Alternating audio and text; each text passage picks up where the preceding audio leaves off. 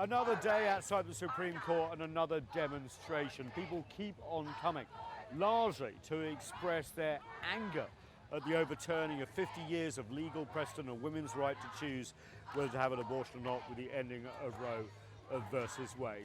Another demonstration, about 100 women coming up here expressing anger and also a commitment to keep on going. We had no say in this. It's just this is where it starts, and then goes towards birth control, and then it's gonna go back to segregation and just everything else possible. And especially just as a woman, you know, I'd like to speak for myself and all the other women about what we should be allowed to do with our bodies and what we want and what we need as a democracy. I came out today because I want to fight for every woman who had their rights taken away by this terrible and unfair decision.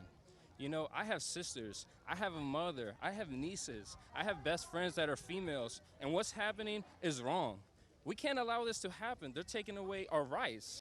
I feel like it is effective just to be out there speaking your voice. It's an important part of our republic and a representative government. That is part of what we should do. First Amendment protected there. We should take advantage of that right.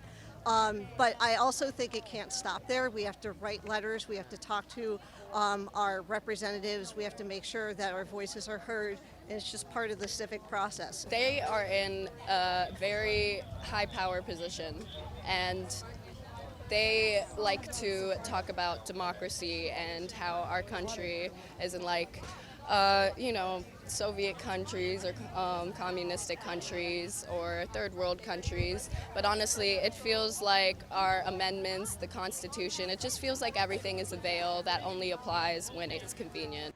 But the question is, what do you do now? As you know, the overturning of Roe versus Wade essentially sent the decision about abortion back to the 50 states. So essentially what we've got now is, instead of a battle at the federal level, we've got a battle around 50 states, and the focus is going to be on state legislatures. As you know, trigger laws have come into a lot of southern and conservative states, whereby more than half the US in the next few weeks could actually ban abortion outright. So we're looking at battlegrounds like Virginia, for example. Do they lower the number of weeks allowed for an abortion after conception? All these things are going to be fought out by Democrats. And I can tell you that here there is a growing sense of unease amongst Democratic supporters of a woman's right to choose. Is what is the White House and the Democrat-controlled Congress, up until November at least, going to do? And the question is being answered here on the streets by pushing their own party, Democrats largely, to do something.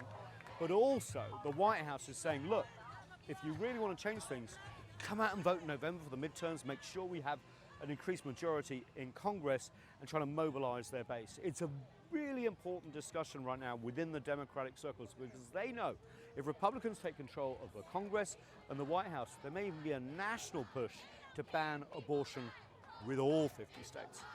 American politics, as it always is. Nathan King, CGTN, just outside the US Supreme Court.